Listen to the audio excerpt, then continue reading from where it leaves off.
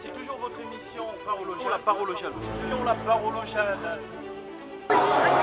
C'est votre émission La Parole aux Jeunes. Aujourd'hui, nous accueillons One Family. One Family également, un groupe qui a participé à la caravane des jeunes leaders champions. Aussi, ils ont développé leur thématique. Oui, c'était une thématique autour de la promotion de la planification familiale, mais également mettre fin aux abus ou aux violences basées sur le genre. Alors, gars, cool. Vous présentez où ce nous, cette Parole aux Jeunes, Hamlen? Bon, c'est le groupe One Family de Tambacounda. Bon, on évolue dans le milieu du hip-hop. Bon, on est des jeunes à Tambacounda qui font du rap. C'est Buzz Studio, Aboubacar Sadek qui est Alliance Buzz Studio. Buzz Studio. C'est Abou Kirimbo, Alliance Zaywan. Ok. Yeah. Oui, Joe, tu te présentes? Oui, salam alaikum. C'est Aboubacar Sadek Seydou, Alliance Zaywan, One Family. Voilà, donc il y a une thématique à développer. Quelle est la thématique que vous avez développée ci caravane? Bon, ci caravane, nous avons développé la thématique viol. Viol, ok. Parce que vous avez constaté que le viol est beaucoup plus fort que le Québec. Ouais. On a constaté que dans c'est des cas trop fréquents. Ok. Nous, la population, nous avons on a à la tempo. Pourquoi pas évoluer sur ce thème-là, développer tout le thème, Mais quand on parle de Tambacounda également, on parle de Pulaar, on parle des gens qui ne parlent pas forcément Wolof ou français. Est-ce que vous pouvez lancer un message en Pulaar pour que nous sachions également nous cette année de Pulaar, nous sachions ce que nous wax? Bon, comme tu l'as dit, mon ami, mon frère, bon, c'est One Family de Tamba, bon, même Chalmina Kalamunganan Amu, Yandi qui fait, c'était une caravane des champions leaders. Nous avons participé à la caravane, à la concours du moins, mais nous avons gagné. Bon, après, là, nous avons fait la caravane. Nous avons dit mais on va dire que 200 d'autres viol, d'autres non à l'excision. Bon, vraiment, c'était nice, mais maintenant, des populations m'ont dit, c'était nickel, franchement, et salut, et mariage précoce, et viol, tout ça, salut Mahen, et mais on va approcher aux parents parce qu'on était à Bakel, on était à Kolda, du moins, Velingara, Tamba, là on est à Bakel.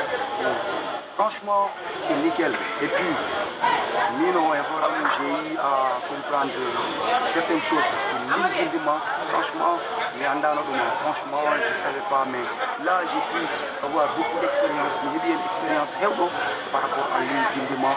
Et là, j'ai dit, les gars, il faut aller appeler. Appelez la ligne verte Gindima, les gars. Alors, il y a également, on vous a vu, hein, Yenya, vous avez rencontré un vieux, c'est un imam à Sarabédi, et c'était vraiment des moments uniques à, par exemple, rencontrer. Est-ce que dans votre carrière, je sais que vous n'avez pas eu peut-être la chance de rencontrer des imams, mais là, vous avez rencontré un imam. Est-ce que vous pouvez revenir sur cette situation-là? Oui. Parce que ci caravane bi, bon, c'était tout de descendre sur le terrain, essayer d'approcher la population en tant qu'une personne simple, enlever la casquette du rappeur et aussi, bon, Boubou Aliko Touti, parce que comme nous sommes des porteurs de voix, nous sommes peut-être nous war wax ak mag ak ndaw ci biir caravane bi dem nañu rencontrer benn imam bu koy wax ci li nga xamante ni ci loolu lañu développé ak thème yi nga xamante ne moo bokkoon ci thème caravane bi mooy lan ci mariage précoce, grossesse précoce, viol, violation basée sur les genres ak aussi ñu expliquer ko li ñu Gindima bi parce que c'est une expérience acquise au cours de la caravane ñu expliquer ko comment faire pour nga accéder Gindima. Maintenant bon on était satisfait au tel point que parce que xam nga li ñuy wax si ça réussit c'est apporter notre pierre à l'édifice l'édifice.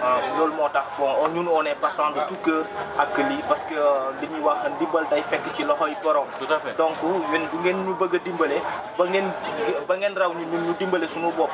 Donc defe naa li ñuy wax naan balaa nga ne naam ne fa. yéen bi ngeen wootee nous sommes là parce que ñun ñoo leen ko gën a bëgg.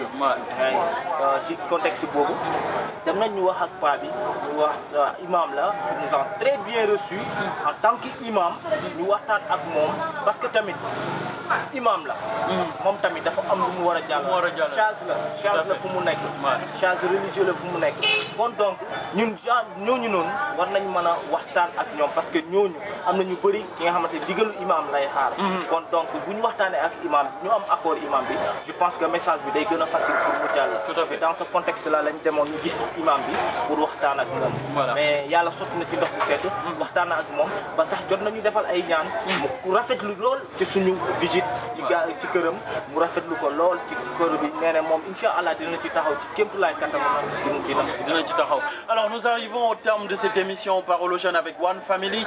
Alors est-ce que vous avez un message que vous voulez lancer en dernier ou vous voulez faire un petit acapella? Qu'est-ce que vous avez envie de faire? Bon, je pense que qu'on peut faire tous les deux. Ok, tous les deux. On vous écoute. Parce que waaw lii non seulement ci acapella bi am na 170 mais aussi peut-être y a des termes yi nga xamante ne peut-être jigéen du ko mën a déglu bu baax parce que si on dit rap peut-être dafa xaw a ji wala dafa rek donc xam nga ñun sound bu ñu defoon sax c'est comme si on est dans un ci tribunal lañ nekk ok xam nga ci tribunal lañ nekk boo dégloo sound bi sax y a un juge qui entre y a le président du tribunal qui entre avec sa délégation le procureur et le greffier xam nga ñun ñëpp ñu dugg greffier en chef ñun ñëpp ñu dugg kon loolu ça veut dire que par rapport à l'excision il faudrait que la justice fasse son travail que loi bi nga xam ne mu ngi fi dañ ko tëral il faut que ñu appliquer ko voilà pour nit ñi mën a bàyyi carrément li nga xam ne moom mooy l'excision.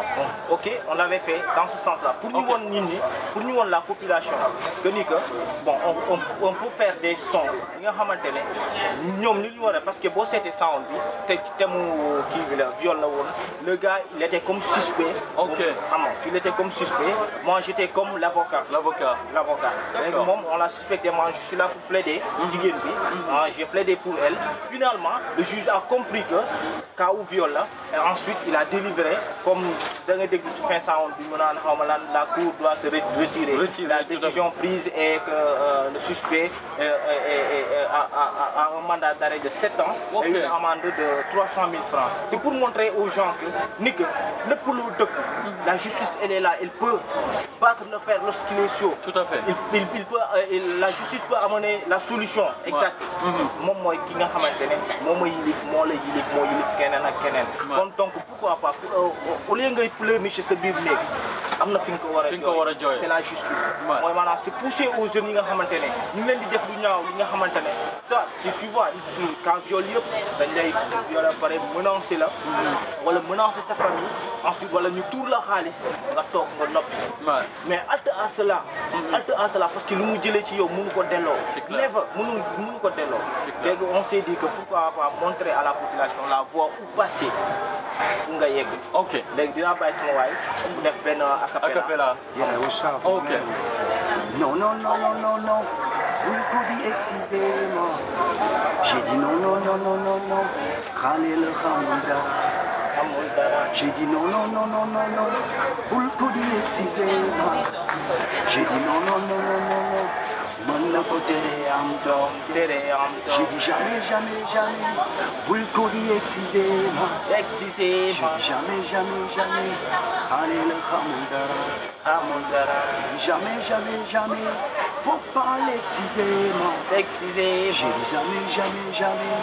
Mën na ko tere am doom. Peace. Merci beaucoup. Peace, love and harmony. Donc, pas d'excision, ne touche pas ma sœur. C'était votre émission avec One Family, Parole aux jeunes. Alors, les bonnes nouvelles n'ont jamais trouvé le tympan de quelqu'un. Non à l'excision. On vous donne rendez-vous la semaine prochaine avec d'autres mastodons dans la caravane des leaders champions de la santé et de la reproduction. Bye. Cool. C'est formidable.